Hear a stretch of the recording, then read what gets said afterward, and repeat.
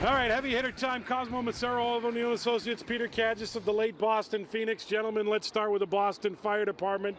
That controversial fire chief has resigned, Cosmo, after getting his deputies writing the letter to the mayor. He is gone as of Friday. What do you make of this? I think the first thing is when you know there's no confidence, you got to make a decision. I think he made a decision you don't, that you don't always see.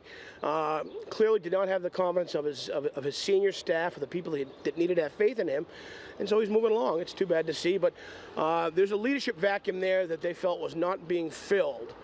And that's why he's gone. Chief Abreu resigns, but he did have confidence from Roderick Frazier, the head of the Boston Fire Department, Peter, and yet that wasn't nearly enough to keep him around. And presumably from Mayor Menino.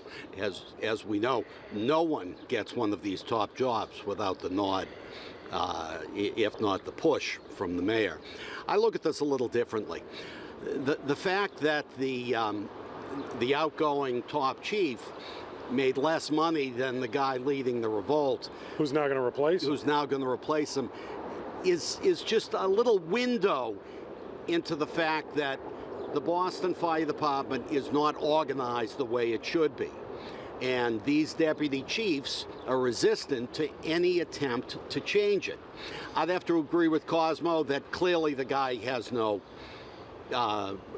standing with his deputy chiefs. My advice moving forward is find a local Ed Davis.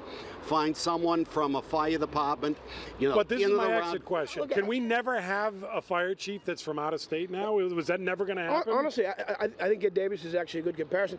Not out of state, but out of the city. Boston's very provincial, so you might reject someone from Lowell. Hey, look, the head of the library is from Minnesota. The head of the school department was from the South. You can have outsiders come in and be effective. This guy wasn't. I don't know if you can in the fire department, though. That's a different culture altogether. The fire department's a very inbred, very closed culture. Now, at the lower levels, you see that culture works tremendously because there's great esprit de corps on the part of the firemen. But let's go back to something unrelated, but it's indicative.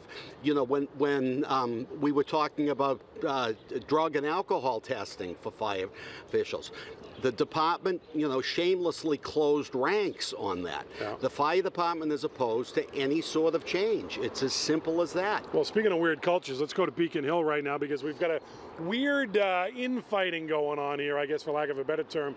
The DTA audit put on by Suzanne Bump, the governor, and John Polanowitz, the Health and Human Services Director, now saying her report is false, Cosmo. She has written a letter back saying it's rock solid. We got a Donnybrook brewing here. Somebody's not following the script. There's a script for this. The auditor issues a report. The agency says, "Oh, we've already begun to implement some of those measures."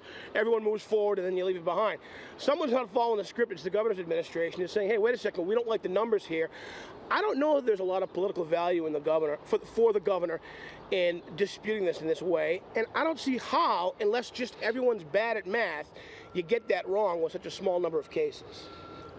I don't see what the argument is. We're talking about a little more than 1,000 people at issue.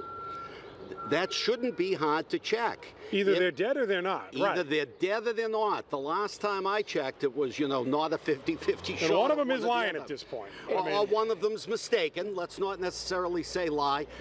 Get a government professor from one of the local universities, 2 bright students. Here's the names, you tell us. Set up the table in the rotunda and count it, just like you would count an election if it has to come to that. And they may have come across one particular error that they are now using to try to taint the entire report. It's kind of a typical PR tactic, by the way. It is. One minor thing in a story's wrong, people attack the entire story. It's false, it's incorrect. Maybe that's what's going on here. Hey, call in the Globe Spotlight team. Give them the numbers. Let them double check it.